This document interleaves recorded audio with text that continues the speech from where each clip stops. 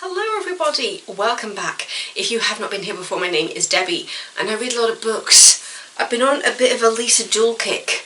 I finished Then She Was Gone. That is your front cover. Oh, this was a good one. Just blurb. A missing girl, a buried secret. She was 15, her mother's golden girl. She had her whole life ahead of her. And then, in the blink of an eye, Ellie was gone. 10 years on, Laurel has never given up hope of finding Ellie.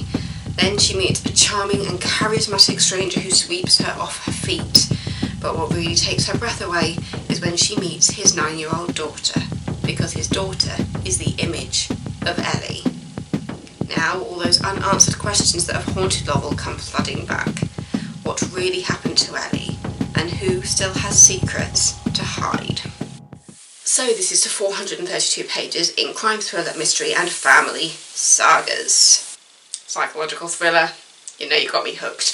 So this kind of reminds me a little bit of, what's it called, Girl Missing?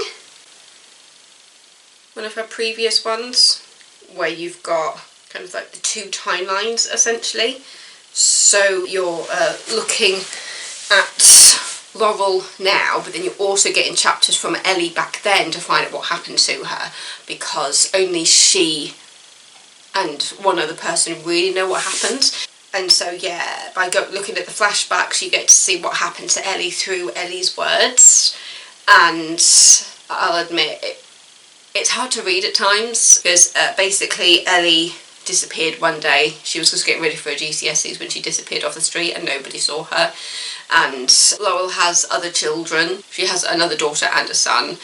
And admittedly, when Laurel loses Ellie, when Ellie goes missing, Laurel turns from the perfect mother to refusing to cook. She becomes very depressed. It starts the end of her marriage. At this point in her life now, she has created a friendship with her ex, but basically she wasn't the person that he married when Ellie went missing, and so that leads to the demise of their relationship.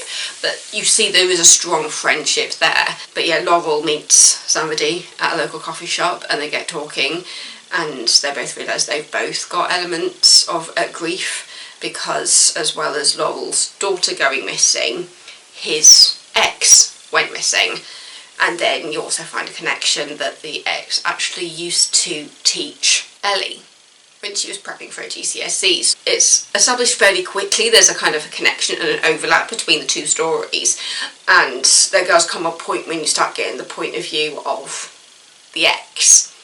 So you realise that everything is kind of, it's like all the puzzle pieces are there, and you do have an idea of where it's going to end up. And so it's not so much a guesswork game, but there is a little bit of a guesswork game in there, but ultimately you are given everything and you just have to see it all being sewn together essentially.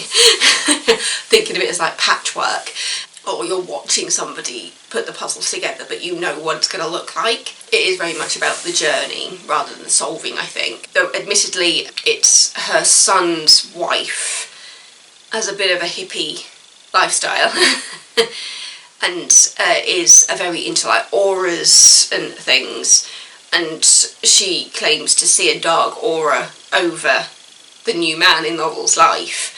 And I mean, I had my theories where that was going to go, because that's part of the mystery of it, is trying to figure out the connection, even though you are aware of part of the connection anyway, but you're just trying to work out like if there's any other secrets going on. But yeah, I just thought this was really clever. It was so interesting and it really did have me hooked. I've been a bit mysterious about this one, because it really is just one that you really need to read to really be able to get it, but I loved it. It was so good. It was twisty. Oh my god, there's more. There's another book on here, Break in the Dark, Jessica Jones. Oh, that sounds interesting. I have just started The Girls by Lisa Jewell as well, so I'm very interested to see where that one goes. But yeah, as someone who likes a good murder mystery, twisty thriller, this was right up my alley. Then She Was Gone. Lisa Jewell.